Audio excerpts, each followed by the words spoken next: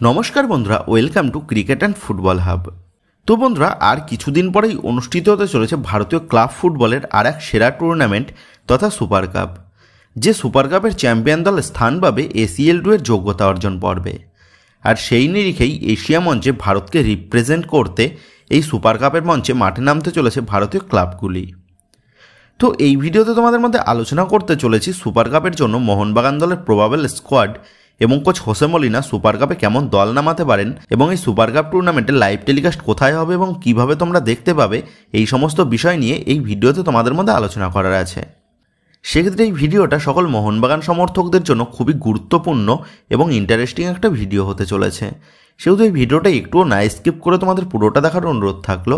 আর তোমরা যারা আমাদের এই চ্যানেলে প্রথমবার এসেছো তারা কিন্তু অবশ্যই ভিডিওতে লাইক দিয়ে চ্যানেলটা সাবস্ক্রাইব করে রেখো, কারণ তুমি কিন্তু এখানে তোমাদের প্রিয় দলের সমস্ত রকম লেটেস্ট আপডেটগুলো সবার আগে পেয়ে যাবে। তো চলো আর দেরি না করে মেন বিষয়গুলো নিয়ে আলোচনা শুরু করা যাক। সো ফার্স্ট অফ অল যদি লাইভ টেলিকাস্টের বিষয়ে কথা বলা যায়, তো এখনও পর্যন্ত AIFF বা সুপার কাপ ম্যানেজমেন্টের তরফ থেকে অফিসিয়ালিভাবে কিন্তু জানানো হয়নি এই মরশুমের সুপার কাপের লাইভ টেলিকাস্ট কোথায় বা কোন চ্যানেলে দেখানো হবে। কারণ তোমাদের জানিয়েছি বাম্বলিমের ম্যাচগুলোর লাইভ টেলিকাস্ট করার বিষয়ে এখনও কিন্তু কোনো নিশ্চয়তা না মেলার কারণে বাম্বলিমের স্টেডিয়ামে খেলতে নামা দলগুলি তারা কিন্তু প্রোটেস্ট করেছে, যার ফলে ম্যানেজমেন্ট কিন্তু চেষ্টা করছে যাতে ব্রডকাস্টিং পার্টনারের সাথে আলোচনা পর্ব সেরে ফটোরিডার মতনই বাম্বলিমেও ম্যাচগুলি লাইভ টেলিকাস্ট করানো যায়। তবে বিভিন্ন সূত্র মারফত যেমনটা জানা যাচ্ছে, এই চলতি মৌসুমের সুপার কাপ টুর্নামেন্টের ম্যাচগুলি মোবাইলে জিও হটস্টার এবং টিভিতে স্টার স্পোর্টস 3 চ্যানেলে দেখানো হতে পারে। তবে এই লাইভ টেলিকাস্টের বিষয়ে এখনও পর্যন্ত কিন্তু অফিসিয়ালিভাবে কোনো আপডেট প্রকাশ্যে আসেনি। তবে এই লাইভ টেলিকাস্টের বিষয়ে অফিসিয়ালি আপডেট প্রকাশ্যে আসলেই তা কিন্তু অবশ্যই তোমাদের মধ্যে শেয়ার করে দেব। তবে এই সুপার কাপের ম্যাচগুলি যেখানেই দেখানো হোক না কেন, গুরুত্বপূর্ণ প্রতিটা ম্যাচের ফ্রি লাইভ লিঙ্ক কিন্তু আমরা তোমাদের জন্য দিয়ে দেব গত ম্যাচগুলির মতনই। যদি হটস্টারে খেলা দেখানো হয় তাহলে কিন্তু তোমাদের হটস্টার থেকে খেলা দেখতে গেলে টাকা খরচ করে দেখতে হবে, যার কারণে তোমাদের সুবিধার্থে আমরা কিন্তু সুপার কাপের গুরুত্বপূর্ণ ম্যাচগুলোর ফ্রি লাইভ লিঙ্ক আমরা প্রোভাইড করে দেওয়ার চেষ্টা করব, যেখান থেকে কিন্তু তোমরা বিনামূল্যেই সুপার কাপের ম্যাচগুলি দেখতে পেয়ে যাবে। আর আমাদের দেওয়া ফ্রি লাইভ লিঙ্ক থেকে যারা খেলা দেখবে ভাবছো, তাদের কিন্তু অবশ্যই একটা কাজ করতে হবে, আর তা হচ্ছে এই ভিডিওতে একটা লাইক দিয়ে যারা এখনও পর্যন্ত আমাদের চ্যানেলটাকে সাবস্ক্রাইব করোনি তারা অবশ্যই আমাদের চ্যানেলটাকে সাবস্ক্রাইব করে নিও। কারণ তোমরা এখান থেকে বিভিন্ন গুরুত্বপূর্ণ ম্যাচের ফ্রি লাইভ লিঙ্কের পাশাপাশি ভারতীয় ফুটবল এবং ভারতীয় ক্লাব ফুটবল রিলেটেড সমস্ত রকমের লেটেস্ট আপডেটগুলো সবার আগে পেয়ে যাবে। সো আর দেরি না করে যারা এখনও পর্যন্ত আমাদের চ্যানেলটাকে সাবস্ক্রাইব করোনি তারা এখনই আমাদের এই চ্যানেলটাকে সাবস্ক্রাইব করে নিও।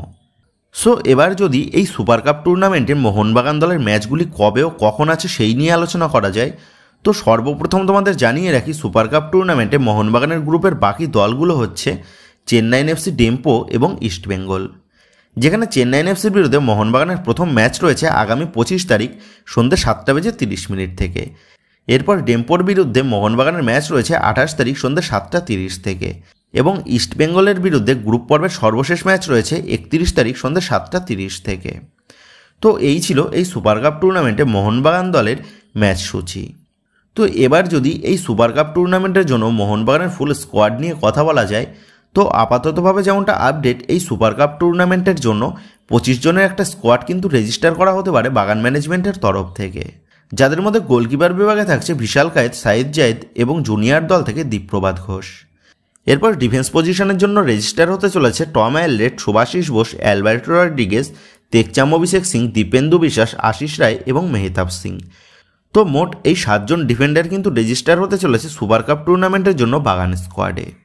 দলের মিডফিল্ডার হিসাবে যে সমস্ত প্লেয়াররা রেজিস্টার হতে চলেছে তারা হচ্ছে অনিরুদ্ধ থাপা, অভিষেক সূর্যবংশী, সাহাল আব্দুল সামাদ, দীপক টাংরি, গ্লেন মার্টিন্স, আপুইয়া এবং টংসিন। সো এই 7 জন মিডফিল্ডার কিন্তু রেজিস্টার হতে চলেছে বাগান স্কোয়াডে আসন্ন সুপার কাপ টুর্নামেন্টের জন্য।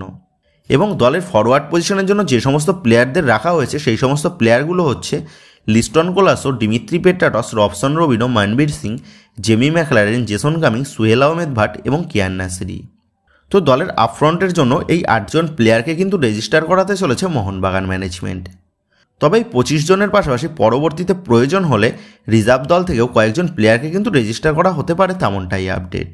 সো এবার যদি সুপার কাপ টুর্নামেন্টের জন্য মোহনবাগান দলের সম্ভাব্য একাদশ নিয়ে কথা বলা যায়, তো তোমরা জানো এই মরশুমেও সুপার কাপ টুর্নামেন্টে দলের প্লেইং 11-এ 6 বিদেশিকেই কিন্তু রাখা যাবে, তেমনটাই কিন্তু নির্দেশ দেওয়া হয়েছে সুপার কাপ ম্যানেজমেন্টের তরফ থেকে।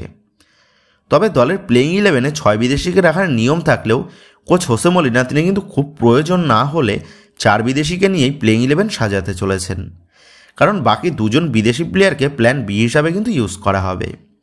সো সুপার কাপ টুর্নামেন্টের জন্য কোচ হোসে মলিনা তিনি মোস্ট অফ দ্য টাইম 4-2-3-1 এই ফরমেশনে কিন্তু যেতে চলেছেন, যেখানে দলের গোলকিপার হিসাবে বেশিরভাগ সময় মাঠে দেখা যাবে মোহনবাগান দলের বাজপাখি গোলরক্ষক বিশাল কায়েতকে।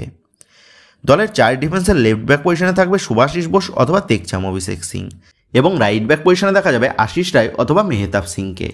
আর জোড়া সেন্টার ব্যাক হিসাবে দেখা যাবে টম এলড্রেডের সাথে অ্যালবার্টো রড্রিগেজকে। দলের 2 মিডফিল্ডার হিসাবে ইউজ করা হতে পারে আপুইয়ার সাথে অনিরুদ্ধ থাপা অথবা দীপক টাংরিকে। আপফ্রন্টের 2 উইংয়ের মধ্যে লেফট উইংয়ে দেখা যাবে রবসন রবিনো অথবা লিস্টন কোলাসোকে, এবং রাইট উইংয়ে দেখা যাবে মানবীর সিং, সাহাল আব্দুল সামাদ অথবা কিয়ান নাসিরিকে। আর দলের অ্যাটাকিং মিডফিল্ড পজিশনে দেখা যাবে ডিমিত্রি পেটাটস অথবা জেসন কামিংসকে। এর পাশাপাশি দলের স্ট্রাইকার পজিশনে খেলতে নামবে জেমি ম্যাকলারেন। তো অপোনেন্ট বুঝে এবং ম্যাচের সিচুয়েশন অনুযায়ী প্লেইং 11-এ চেঞ্জেস আনবেন কোচ হোসে মলিনা।